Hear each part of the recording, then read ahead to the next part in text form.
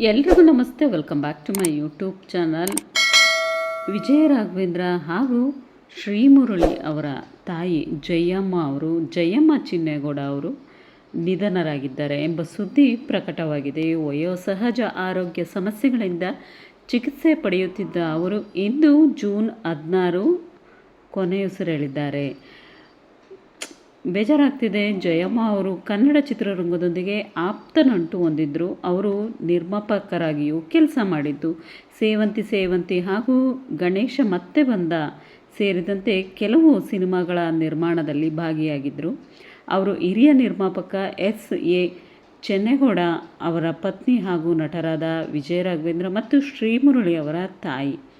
ಈ ಸುದ್ದಿ ತಿಳಿದ ತಕ್ಷಣ ಕನ್ನಡ ಚಿತ್ರರಂಗದ ಅನೇಕ ಕಲಾವಿದರು, ಅಭಿಮಾನಿಗಳು ಹಾಗೂ ಗಣ್ಯರು ಸಂತಾಪ ಸೂಚಿಸಿದ್ದಾರೆ.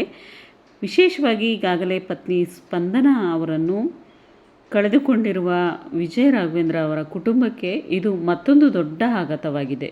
ತಾಯಿ ಜಯಮ್ಮ ಚೆನ್ನೇಗೌಡ ಅವರು ಇಂದು ಬೆಳಗ್ಗೆ ಸುಮಾರು 7:05ಕ್ಕೆ ಬೆಂಗಳೂರಿನಲ್ಲಿ ನಿಧನರಾಗಿದ್ದಾರೆ ಎಂಬ ಸುದ್ದಿ ತಿಳಿದ ತಕ್ಷಣ ಹಿರಿಯ ನಿರ್ಮಾಪಕರು ಹಾಗೆಯೇ ಕಲಾವಿದರು ಎಲ್ಲರೂ ಕೂಡ ಅವರ ಮನೆಗೆ ದೌಡಾಯಿಸಿದರು.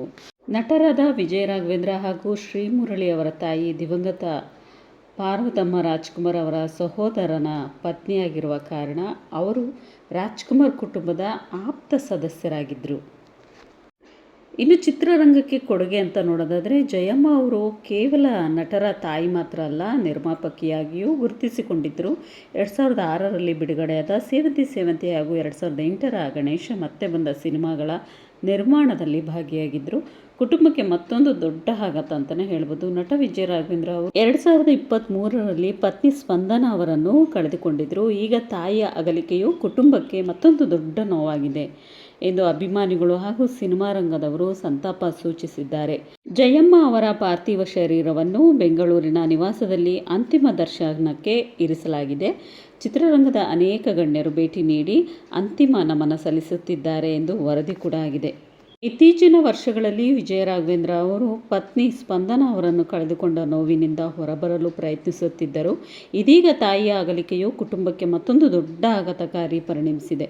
ಜಯಮ್ಮ ಅವರ ಪಾರ್ಥಿವ ಶರೀರವನ್ನು ಅಂತಿಮ ದರ್ಶನಕ್ಕಾಗಿ ಬೆಂಗಳೂರಿನ ನಿವಾಸದಲ್ಲಿ ಇರಿಸಲಾಗಿದ್ದು, ಚಿತ್ರರಂಗದ ಅನೇಕ ಗಣ್ಯರು ಭೇಟಿ ನೀಡಿ ಅಂತಿಮ ನಮನ ಸಲ್ಲಿಸುತ್ತಿದ್ದಾರೆ.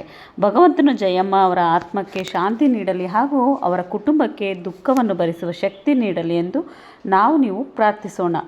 ಇನ್ನು ಇತ್ತೀಚೆಗಷ್ಟೇ ಶ್ರೀಮುರಳಿ ಅವರು ತಮ್ಮ ಇನ್ಸ್ಟಾಗ್ರಾಮ್ ಖಾತೆಯಲ್ಲಿ ತಾಯಿ ಅವರ ಬಗ್ಗೆ ಭಾವನಾತ್ಮಕ ಪೋಸ್ಟನ್ನು ಹಾಕಿದರು. ಅದೇನಂತ ಹೇಳಿದ್ರೆ, ನಾನು ಚಿಕ್ಕವನಿದ್ದಾಗ ನಮ್ಮ ಅಮ್ಮ ನನಗೆ ಉದ್ದ ಜುಟ್ಟು ಕಟ್ತಿದ್ರಂತೆ. ನಮ್ಮ ಅಮ್ಮನಿಗೆ ಗೊತ್ತಿತ್ತಂತೆ, ನನಗೆ ಗೊತ್ತಿಲ್ವಂತೆ. ಅಮ್ಮ, ನೀನು ನನಗೆ ಜನ್ಮ ದೇವರಾಗಿದ್ದೀಯಾ. ನಾನೀಗಲೂ ಒಳ್ಳೆಯ ಮಗನಾಗುವ ಪ್ರಯತ್ನದಲ್ಲಿ ಇದ್ದೇನೋ ಏನೋ ಅರ್ಥವಾಗ್ತಿಲ್ಲ. ಈ ನಿನ್ನ ನಿಷ್ಕಳಂಕ ಪ್ರೀತಿಗೆ ಹೇಗೆ ತಕ್ಕ ಪ್ರತಿಫಲ ಕೊಡಲಿ ಅನ್ನೋದೇ ನನಗೆ ಅರ್ಥವಾಗ್ತಿಲ್ಲ. ಬಹುಶಃ ಅದು ಅಸಾಧ್ಯನಾ ಅನ್ನುವಂತಹ ಭಾವನಾತ್ಮಕ ಪೋಸ್ಟನ್ನು ಮದರ್ಸ್ ಡೇ ಪ್ರಯುಕ್ತ ಹಾಕಿದರು. ಆವಾಗಲೇ ನೀವು ನೋಡ್ತಾ ಇರ್ಬೋದು, ಆ ಫೋಟೋದಲ್ಲಿ ಅವರಿಗೆ ಹೆಲ್ತ್ ಇಶ್ಯೂ ಇತ್ತು ಅನ್ನೋದು ಗೊತ್ತಾಗ್ತಾ ಇದೆ. ತುಂಬಾ ಚೆನ್ನಾಗಿ ಆರೋಗ್ಯವನ್ನು ಕಾಪಾಡ್ಕೊಳ್ತಿದ್ದಂತಹ ಜೀವ ಅದು. ಸೊ ಈ ರೀತಿ ಆಗಬಾರ್ದು. ಹಾಗೆಯೇ ಅವರ ಕುಟುಂಬಕ್ಕೆ ದುಃಖ ಭರಿಸುವಂತಹ ಶಕ್ತಿ ಆ ಭಗವಂತ ನೀಡಲಿ ಅಂತೇಳಿ ಕೇಳ್ಕೊತೀನಿ. ಸೊ ನಮಸ್ತೆ ಎಲ್ರಿಗೂ.